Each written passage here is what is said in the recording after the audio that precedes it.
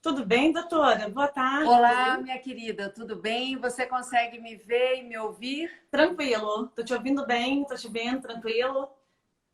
Que bom, Tranquilo. olha, é um prazer, viu, doutora Valéria? Eu gostei muito do convite.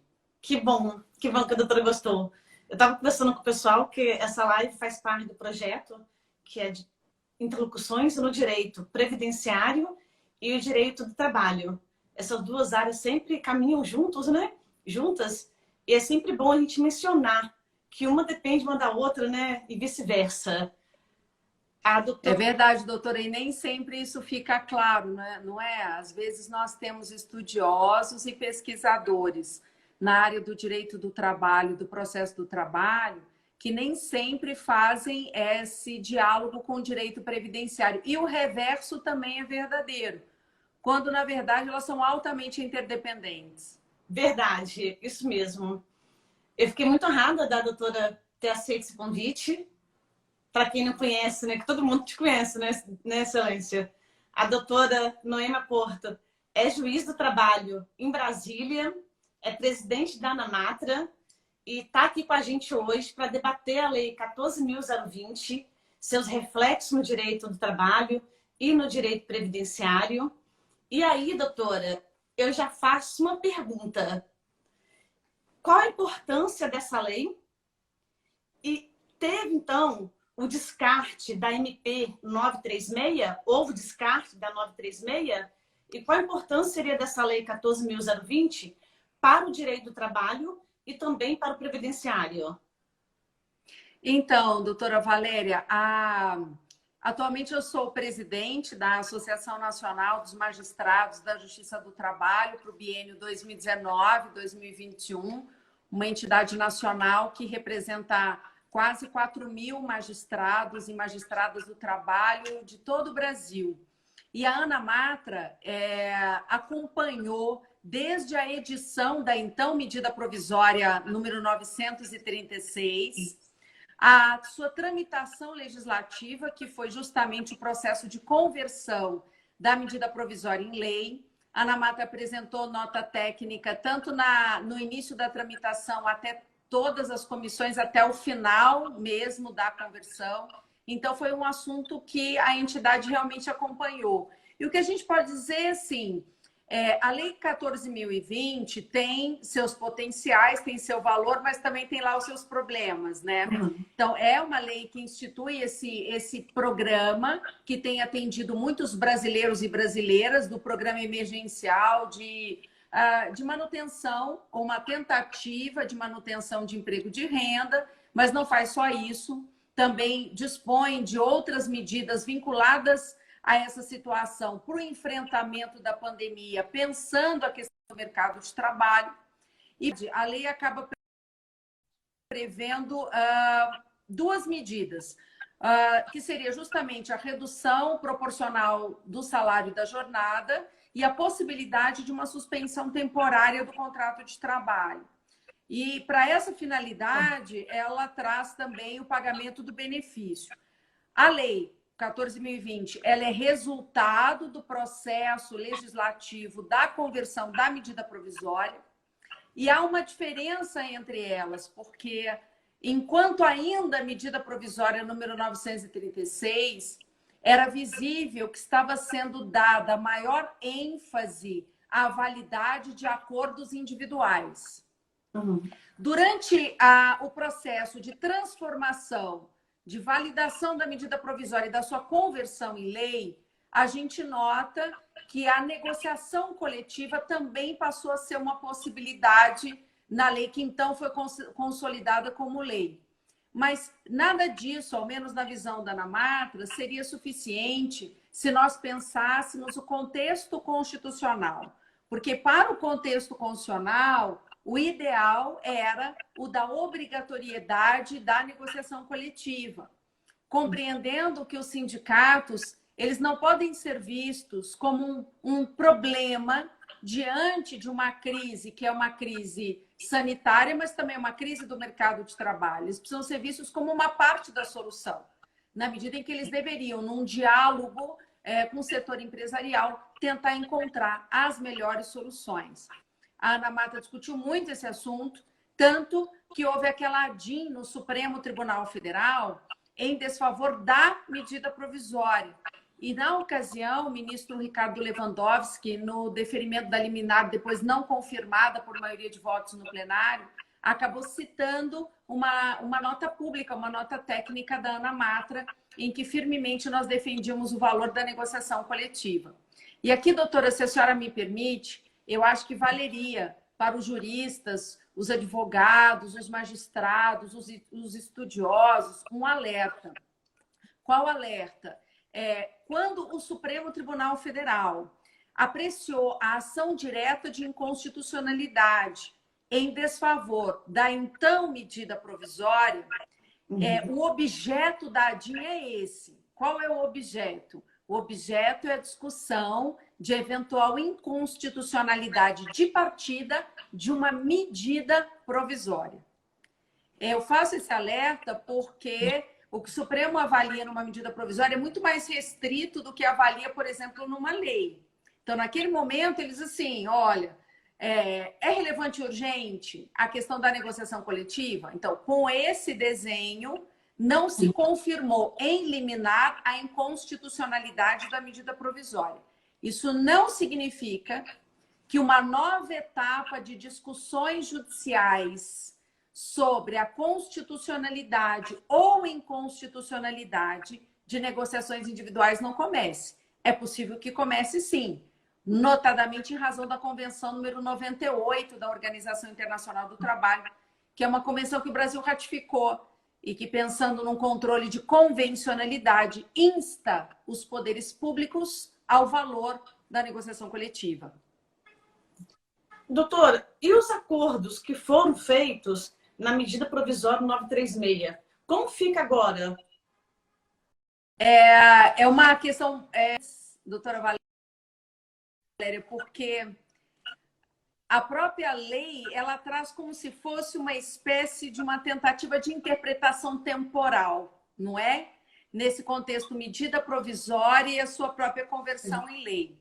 Então, a previsão que se tem é a da prevalência do que foi feito durante a vigência da medida provisória, de acordo com as regras da própria medida. Agora, imaginando-se a seguinte situação: acordos individuais firmados, acordos coletivos. Os acordos individuais firmados vão valer durante aquele período até o advento de uma negociação coletiva. Se a negociação coletiva conflitar com o acordo individual, ela, negociação coletiva, passa a valer com efeitos ex nunc, portanto, a partir do momento da negociação. Mas tem uma questão interessante na lei, ela chega a sinalizar, de alguma forma, com o nosso conhecido princípio da norma mais favorável. Por que eu digo isso? Porque há uma previsão da possibilidade da prevalência dos acordos individuais, acaso, em comparação com a negociação coletiva, os acordos individuais, sejam considerados, digamos, mais benéficos no contexto daquele trabalhador ou daquela trabalhadora. Tudo isso que eu estou falando tem como ponto referencial, um ponto para nós, o artigo 24 da Lei 14.020. Entendi. Agora, na Lei 14.020, é permitido também, porque na 936 podia ser feito acordo individual. Atualmente, a gente pode, os empresários e os empregados, eles podem fazer esse acordo individual para redução de jornada, suspensão do contrato de trabalho? Então, doutora, pense um assunto complexo, porque olhando para a atual redação da lei, que de fato trouxe modificações comparativamente à medida provisória, o que a gente nota? A lei, que é resultado da conversão da MP, diferentemente da redação original da medida provisória 936, ela tenta estabelecer uma espécie de uma limitação quanto à celebração dos acordos individuais. tanto para redução de jornada quanto para suspensão do contrato de trabalho. E aqui o ponto referencial para a nossa leitura seria justamente do artigo 12 da Lei 14.020. Isso significa o que na prática? Que para alguns trabalhadores as medidas só poderão ser implementadas por negociação coletiva. E aí eu vou dar um exemplo.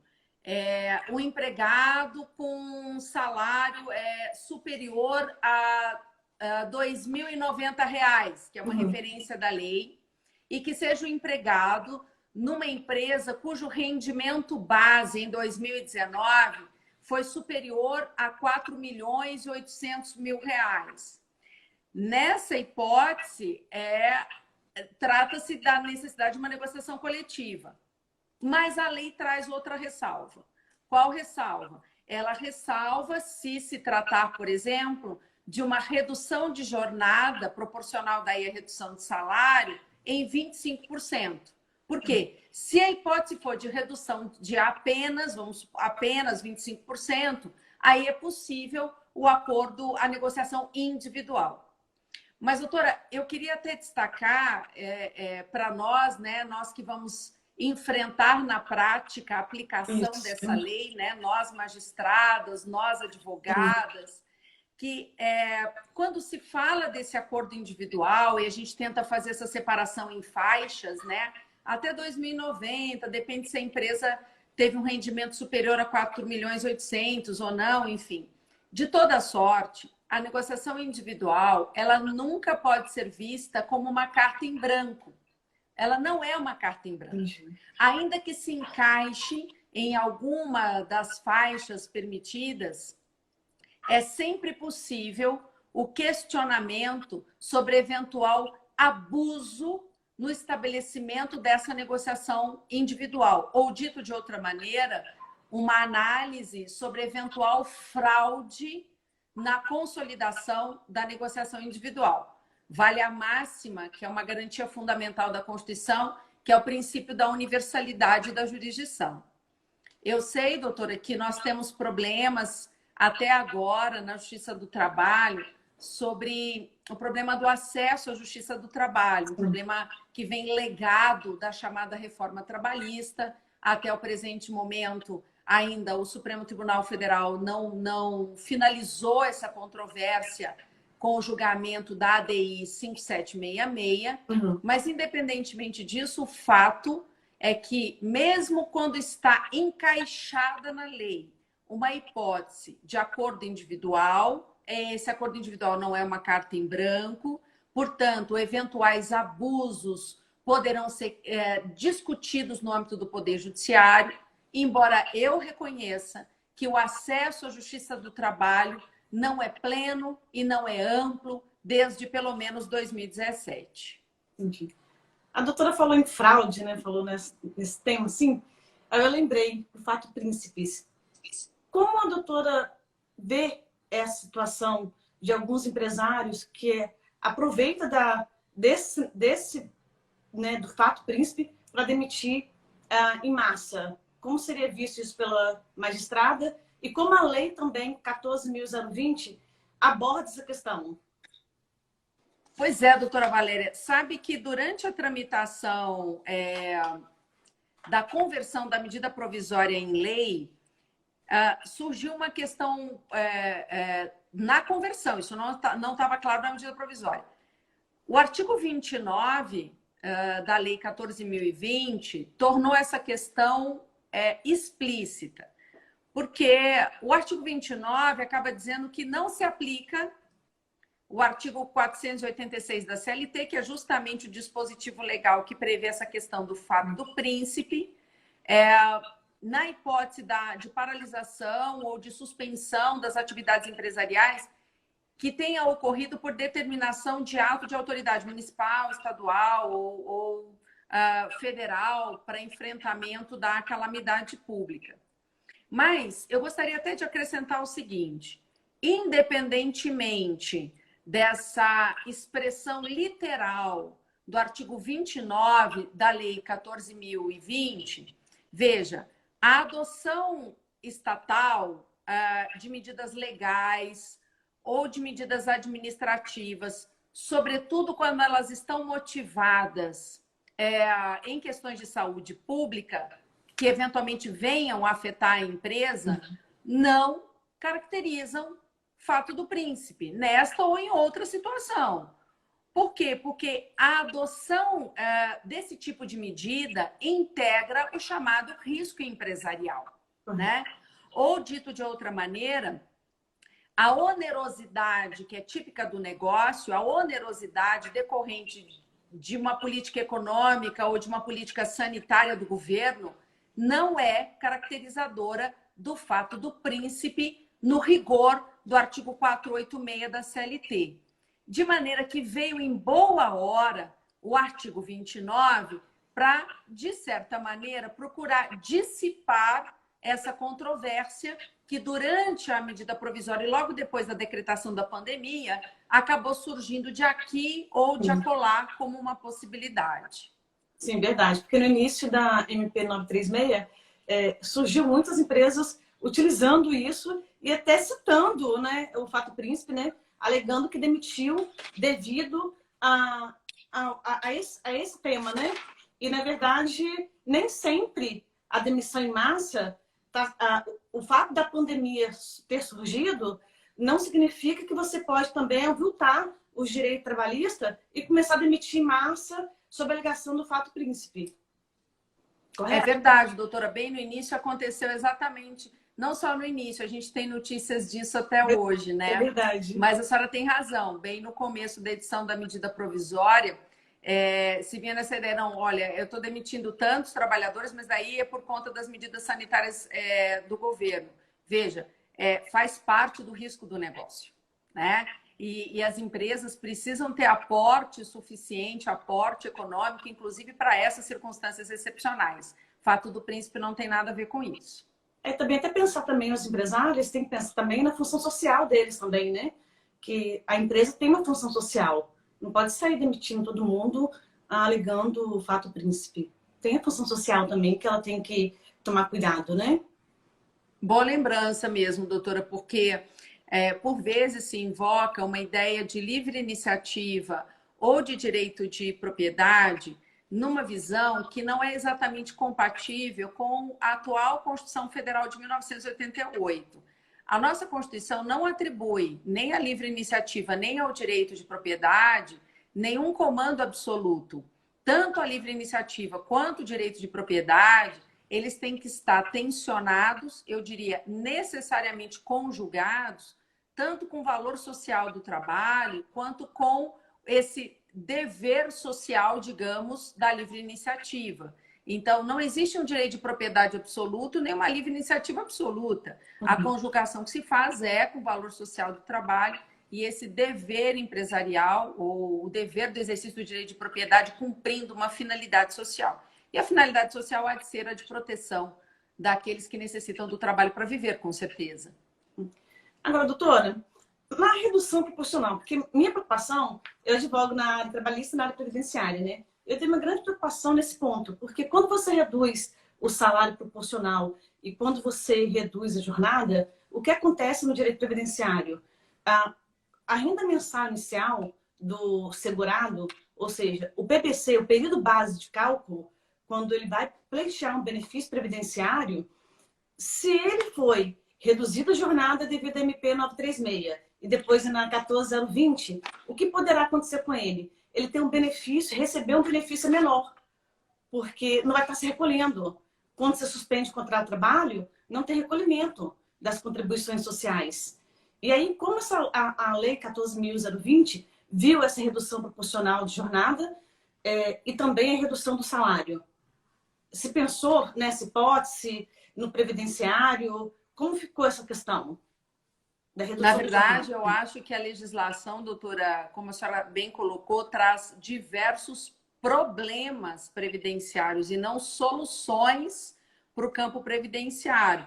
Porque, claro, se a gente tem uma redução de renda, a gente tem o que automaticamente? A redução da contribuição. As soluções que a legislação tentou encontrar foi encaixar, por exemplo, intermitentes e outros na possibilidade de serem segurados facultativos. Esse tipo de previsão, e a senhora que é experiente na área também possa talvez concordar comigo ou não, mas é o tipo de previsão que a gente chama de fictícia. É fictícia. Por quê? Quem está sofrendo suspensão de contrato, quem é um trabalhador intermitente, ele está tendo naquele momento um rebaixamento de renda, sem um rebaixamento do seu custo para viver, né? Da manutenção da sua vida, da sua família, daqueles que dependem dele. E aí a solução legal é que então a pessoa voluntariamente se inscreva como segurado facultativo para que não haja... É o tipo de norma ficcional. Em algum momento, inclusive, eu acho que seria fazer uma abordagem, uma pesquisa. Eu acho que parou um pouco o vídeo. A senhora ainda me ouve? Parou um pouco. A senhora ainda me ouve? Deu uma paradinha no vídeo, mas eu tô te ouvindo, Agora voltou. Voltou. Acho que deu uma paradinha, né?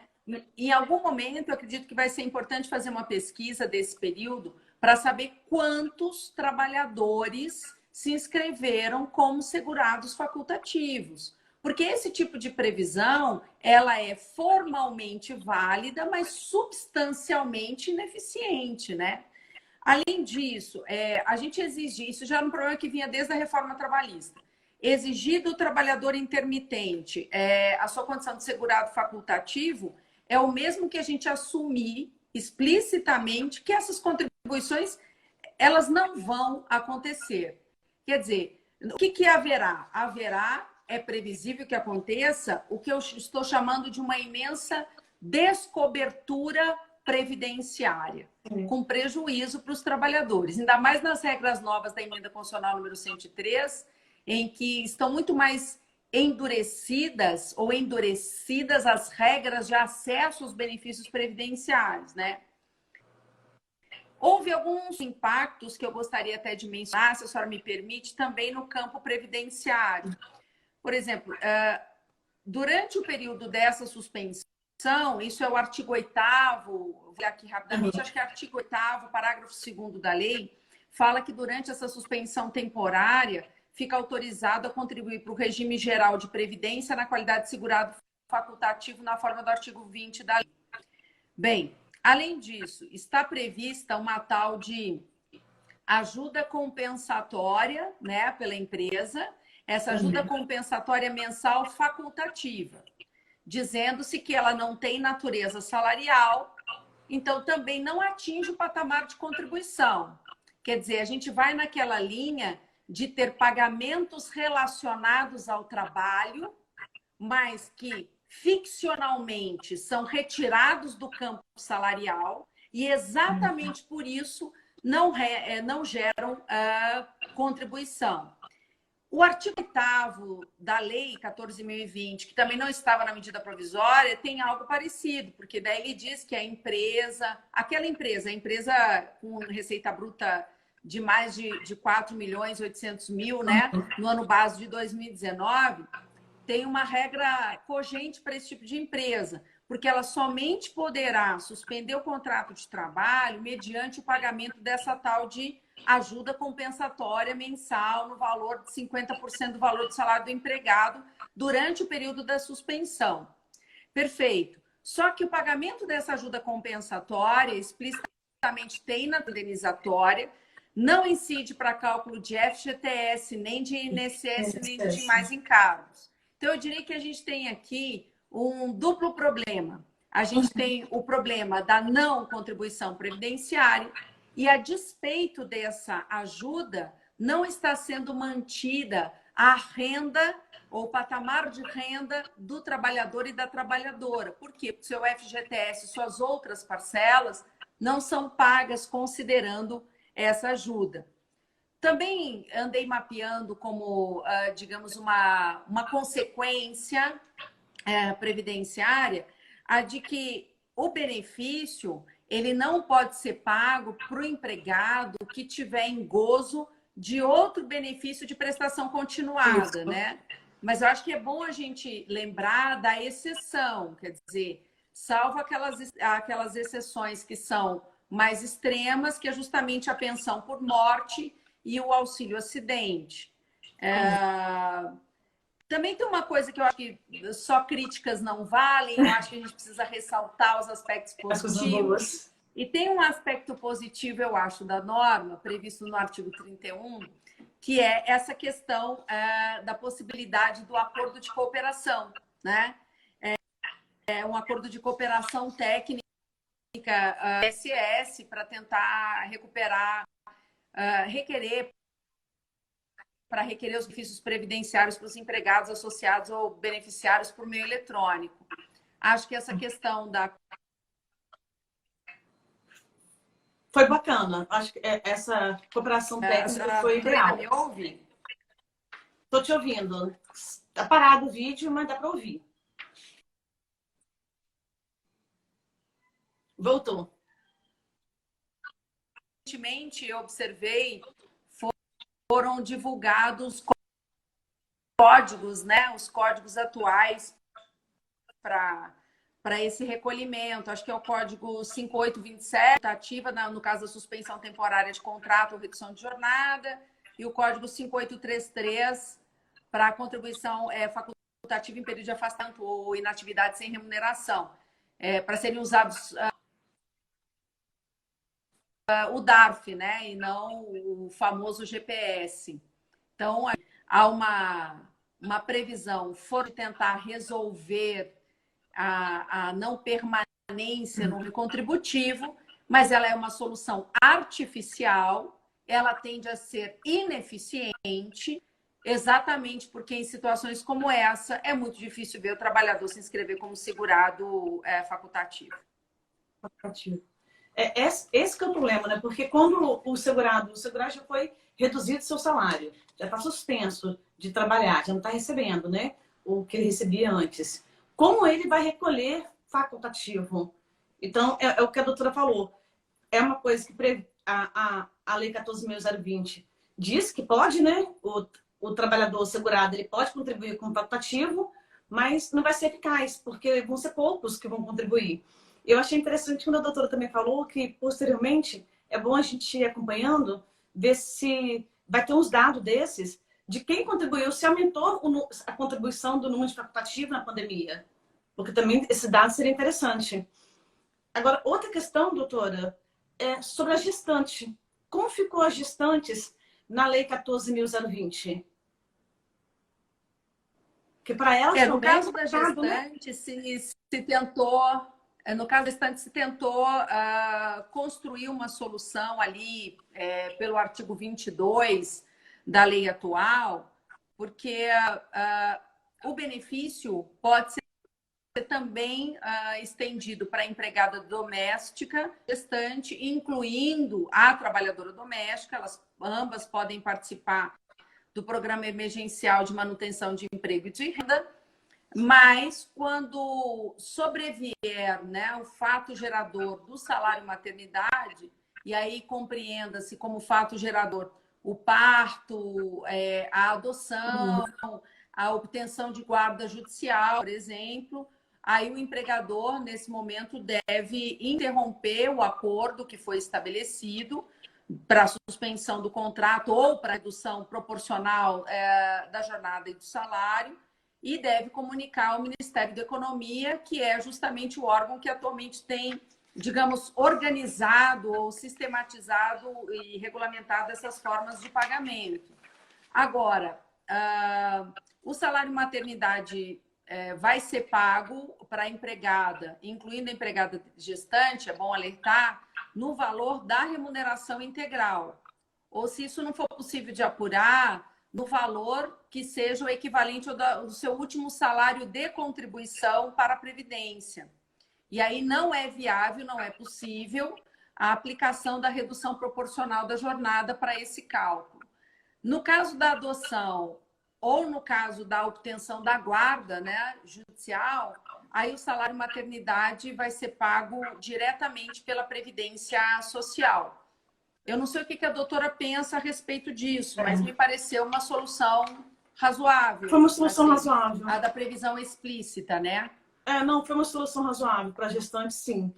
Agora, e para os aposentados, doutora, como ficou essa legislação? O contrato suspenso daquele aposentado que a empresa tem, que está aposentado por invalidez e tem contrato suspenso. Já está suspenso. Como ficou? Como a lei 14.020 tratou essa questão? Dá para notar pela lei 14.020 que ela não diz muito a categoria do aposentado, né? Ela não disse aposentado por invalidez, olha, eles o aposentado, INSS, aí não distingue muito essa condição, acaba dizendo que os empregados aposentados pelo INSS podem ter, então é uma faculdade, a redução proporcional da jornada de trabalho, do salário, ou a suspensão, né, nessa hipótese, por acordo individual escrito, mas para isso o empregador é equivalente ao benefício emergencial de preservação do emprego. Eles precisam de duas coisas: do acordo individual, eles precisam estar encaixados nas faixas em que esses acordos individuais são legalmente permitidos, e o empregador é que vai arcar com esse pagamento da chamada ajuda compensatória, que não tem natureza salarial, e no valor equivalente ao que seria do benefício. Veja, se for um trabalhador aposentado por invalidez, essas normas não fazem o menor sentido, na medida, a não ser que ele, por alguma razão, seja uma invalidez, ele tenha voltado a trabalhar. Parece que quis considerar aqui era aquele trabalhador aposentado por tempo de contribuição mais idade e que permanece no mercado de trabalho, né? Permanece trabalhando por iniciativa privada e gostaria de receber e gostaria de estar inserido no contexto da redução ou da suspensão. A lei possibilitou, desde que fosse para acordo individual, dentro daquelas faixas, com o empregador arcando com essa compensação. Porque não basta o aposentado querer. Né? Saiu um pouquinho, voltou. Só repete o finalzinho, Excelência. Tem que estar na faixa individual. E o empregador é que tem que pagar o valor. Então. Você está falando aposentado, não basta o aposentado querer. Porque, na verdade, o aposentado, ele está aposentado, aí ele está trabalhando na empresa, aí a pergunta foi como ficou isso. Aí a doutora finalizou assim, não basta aposentado querer, porque aí cortou sua voz.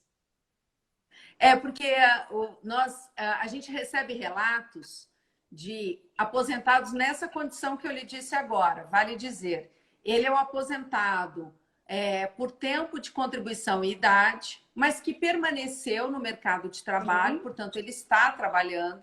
Vem a questão da pandemia e, por diversas razões, ele ou ela se interessa pela possibilidade da redução ou da suspensão. Mas esse querer não é suficiente para o acordo individual. Vai ter que estar encaixado nas faixas pertinentes e o empregador vai ter que se dispor a esse pagamento dessa compensação, que não tem natureza salarial, no valor que seria o equivalente ao do benefício emergencial. Acabo concluindo que é uma situação que vai abarcar hipóteses muito raras e muito difíceis. E já que eu falei do acordo individual, se a doutora me permitisse, eu queria até lançar uma questão que tende a do aposentado. Quando o acordo individual é legalmente previsto, até estou deixando de lado aqui eventuais discussões sobre inconstitucionalidade da lei, sobre eventual inconvencionalidade da lei. Então, deixando de lado isso, nos concentrando nas hipóteses dogmaticamente previstas para acordo individual, existe um questionamento. Quando se fala em acordo individual, é o proposto só pelo empregador ou o trabalhador pode ser o proponente desse acordo individual?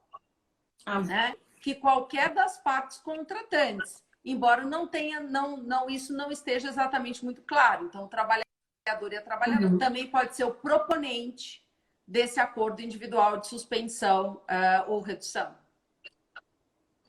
Muito bom ter falado isso, porque a gente ouve muito como se só a empresa pudesse. Não, só a empresa que está fazendo acordo, só a empresa está oferecendo. Mas também, foi como a doutora falou, o empregado também ele pode propor também à empresa um acordo desse tipo também. Foi isso que a doutora quis dizer? Isso, e sabe, doutora, qual foram os casos casos e hipóteses que foram relatados e vieram à tona? Justamente de trabalhadoras mulheres. Por quê? Trabalhadoras mulheres que, em tempos de pandemia, estão sobrecarregadas em casa, com todos os atributos culturais de cuidado. A empresa a que essa trabalhadora está vinculada suspendeu as suas atividades por um curto período, mas observando as regras locais, ou do município, ou do estado, enfim, essa atividade comercial retomou.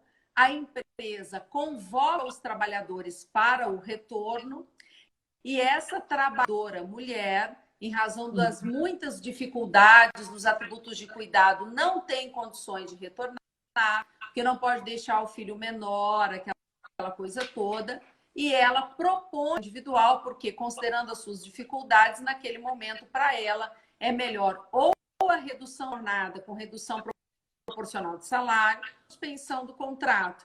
Foram nessas hipóteses que surgiu a dúvida. Como o trabalhador pode propor o individual? Não é possível que, justamente numa hipótese como essa, se perca o referencial de que o contrato de trabalho é um contrato de duas partes. Então, quando se fala em negociação individual, não pode ser vista como uma hipótese de imposição empresarial, ela precisa ser vista também como um uso, um atributo próprio para o trabalhador. Verdade. Foi bom ter relatado isso, porque a maioria das pessoas imagina sempre que quem está propondo acordo individual, quem faz tudo, quem determina, quem impõe é o empregador. E, na verdade, foi bem mencionado que o trabalhador também pode propor. E também, no caso das mulheres, realmente a procura foi interessante ter relatado isso também, porque as mulheres estão com uma sobrecarga muito maior do que antes. Então, esse acordo individual dela propondo também é interessante. Foi um bom alerta aqui na live, porque também as mulheres que estão se sentindo, elas podem também fazer essa proposta, não ficar aguardando o empregador propor um acordo individual. Ela também pode propor. Isso foi bom. Doutora, em relação aos empregados deficientes, como ficou essa nova lei? Ele pode dispensar? Então, é uma questão interessante. É uma questão interessante, doutora, porque independentemente dessa previsão a que eu vou fazer referência agora, já me parecia, considerando que o Tratado de Nova York, no Brasil, ele tem status de emenda constitucional, vale dizer, é o único ato internacional que nós ratificamos com 2 turnos, 3/5, cada casa do Congresso Nacional. Como nós ratificamos esse ato internacional de 2008, então já me parecia evidente que, independentemente da pandemia, haveria a preservação do emprego para os casos dos portadores de deficiência, exatamente porque são os mais vulneráveis, dentre outras vulnerabilidades, quando se trata dos primeiros que estão nas filas de demissão. Mas, de toda sorte, a Lei 14.020, lá no artigo 17, inciso 5, acaba sendo bem explícita nesse sentido, de que dispensa sem justa causa, né, do empregado pessoa com deficiência é uma dispensa que está vedada. Então, portanto, as únicas hipóteses que sobram de rompimento contratual é a aplicação da justa causa, né? Que sempre, enfim, é ok, e eventual iniciativa do próprio trabalhador ou trabalhadora, pessoa com deficiência, que queira romper o contrato, por exemplo, por pedido de demissão. Entendi. É bom, foi muito bom esse tópico dos deficientes. Tá me ouvindo? Voltou. Doutora? Agora voltou. Doutora, outra questão Porque a gente teve aí, os advogados, a maioria, e estudantes que estão assistindo, às vezes perguntam assim, porque a gente já teve reforma da trabalhista, né, que foi um baque, né? Alguns tópicos da reforma trabalhista foi difícil para a gente estar inserido depois da reforma trabalhista. Alguns tópicos que a gente debateu aí e até pediu a inconstitucionalidade. Agora eu te pergunto o seguinte, do contrato intermitente, qual a sua visão em relação... Porque já na reforma trabalhista já foi sofrido o contrato intermitente, até mesmo na complementação da contribuição social, do previdenciário. E como a lei está vendo o contrato intermitente? Como está sendo isso? E como foi também, qual a sua experiência após a reforma trabalhista do contrato intermitente e agora com essa nova inovação? Desde a reforma trabalhista, é uma situação das mais difíceis para quem lida com o direito do trabalho, porque o que se criou não foi, com todo respeito, não foi um contrato de trabalho intermitente. O que se procurou criar foi um trabalhador intermitente. E isso é diferente de um contrato intermitente. Um trabalhador que não tem garantia remuneratória no final do mês, que não tem garantia de um descanso real em termos de férias. É um contrato que a gente chama de um contrato eventualmente esvaziado, porque ele pode estar registrado como contrato formal, anotado na carteira de trabalho, figurando nos índices de emprego oficiais, mas na prática ser alguém que não está recebendo o mínimo para viver. Há, inclusive, uma ação direta de inconstitucionalidade no Supremo Tribunal Federal que tenta exatamente discutir isso. A ideia de que a reforma trabalhista ela não previu um contrato de trabalho intermitente, ela previu uma pessoa, um trabalhador intermitente esvaziado daqueles direitos básicos elencados no artigo 7º da Constituição. A Ana Matra atua nessa ação direta de inconstitucionalidade no Supremo como amiga da Corte, tentando elencar subsídios para que essa discussão se resolva da melhor maneira. Mas voltando à Lei 14.020, ela acaba prevendo que, e talvez até considerando que o trabalho intermitente pode ser um trabalho esvaziado, ela prevê que se o trabalhador tiver mais de um contrato formal e um deles for intermitente, isso não vai impedir o recebimento do benefício. Veja, então, contratos formais, mas se um deles é intermitente, bom, aí isso não impede de você receber o benefício. O que a própria lei tem como pano de fundo aqui? Que é muito possível que um desses contratos intermitentes não garanta nada em termos de direitos básicos ou mínimos para o trabalhador, né? Uhum. Bom, o trabalhador intermitente, ele, que não seja esse que está acumulando com outros contratos formais não intermitentes, passou a receber um benefício emergencial de R$600. É claro que, numa lógica de um contrato que não garantia absolutamente nada, ter essa visibilidade na lei para o problema do intermitente, que pode ser alguém que está com renda nenhuma, foi um dado extremamente positivo. Agora, a gente também precisa considerar que o auxílio de R$600, na atual situação brasileira, e considerando o próprio valor do salário mínimo, fica aquém de qualquer coisa, né? Não garante sequer um mínimo de segurança alimentar para esse trabalhador e para sua família. E nós estamos vivendo um momento no país de redução da média remuneratória nacional, em que a questão da segurança alimentar ela passou a ser um tema. Ela é algo que tem que se preocupar. Bem, se o trabalhador tem mais de um contrato intermitente, isso não gera duplicidade de benefícios. Ele vai receber os tais dos R$600 e é isso, né? Não pode ser acumulado com outro auxílio emergencial. Ele pode, como nós referimos aqui, fazer a tal da contribuição facultativa para o regime de previdência. Não faço ideia como fazer isso, sinceramente. Quando você não tem nem garantia remuneratória, tenha um benefício de R$600 por mês.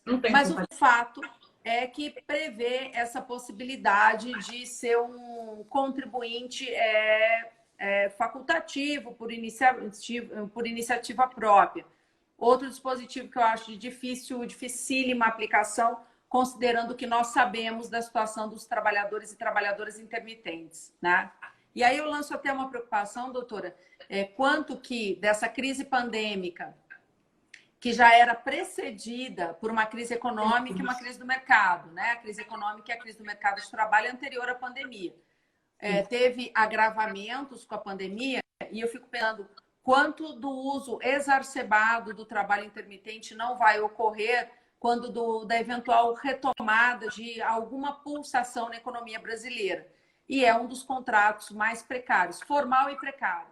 A gente tem precarização no informal e a gente pode ter precarização no contrato formal. E a precarização não é só de direitos trabalhistas, é também de direitos previdenciários.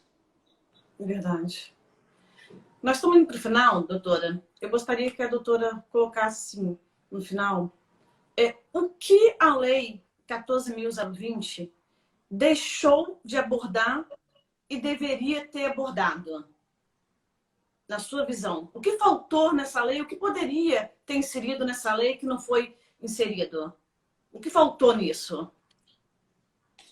Doutora, quanta coisa eu teria para dizer.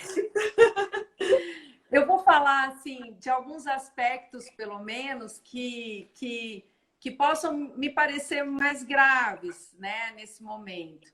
Eu vou ser insistente com essa questão de uma legislação que, num momento de crise, valorizasse o diálogo social, né, e não desconfiasse do diálogo social.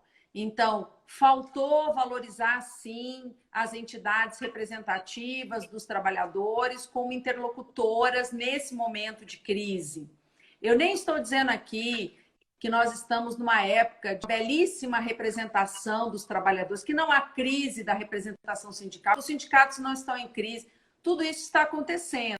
Mas é um problema ter como ponto de partida o alijamento do diálogo social justamente no momento de crise. Acho que isso enfraquece a representação dos trabalhadores. Também senti bastante falta nessa legislação de uma previsão mais rigorosa no campo da não demissão. Se era justamente uma medida legislativa para supostamente manter renda e emprego, mas ela prevê que você pode indenizar se mandar embora, isso significa a legislação pela metade no tema manutenção do emprego. Claro, tem um ponto positivo, por exemplo, de proibir a demissão da pessoa portadora de deficiência, ok, mas isso é insuficiente. Então, se era para manutenção de emprego, ela, por exemplo, falha substancialmente quando não precisa. E tem sido um fenômeno dentro da crise pandêmica.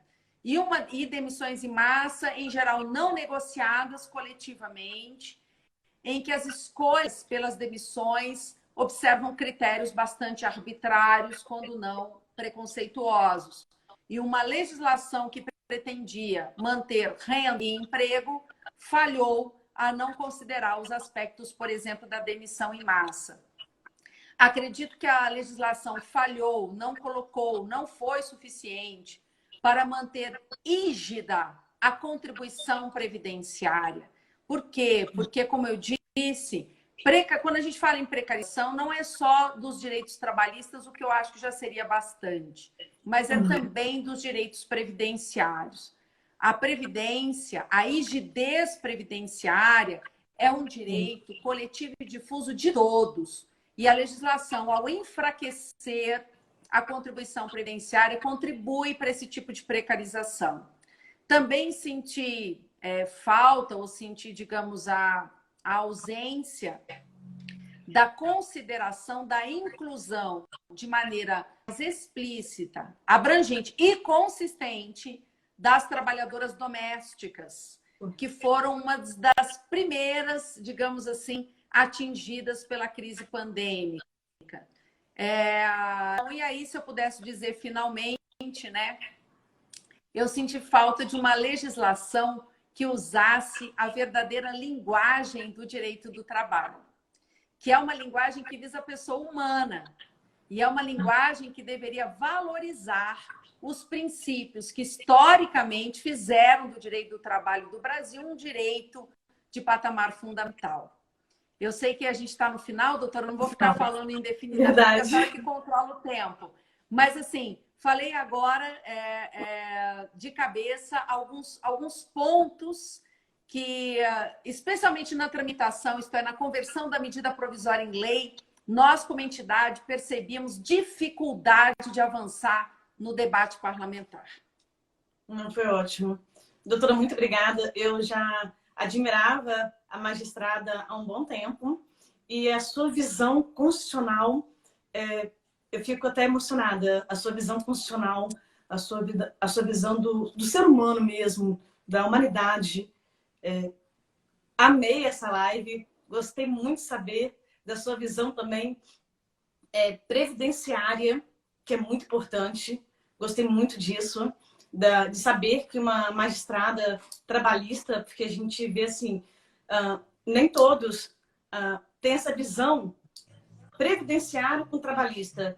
E pela sua visão, que é constitucional, a doutora abrange não só o trabalhista, mas também como previdenciário. Fiquei muito feliz com isso. Muito obrigada. E obrigada por aceitar esse convite. E até mais. Obrigada a vocês também, gente, que presenciaram a live. Qualquer dúvida, pode mandar um direct. Doutora Tamira está presente. Doutora Simone Malek, presidente da ESA. Estou até emocionada agora aqui. Porque eu amo direito constitucional. Eu milito na área do direito social. Adoro trabalhista, adoro direito previdenciário.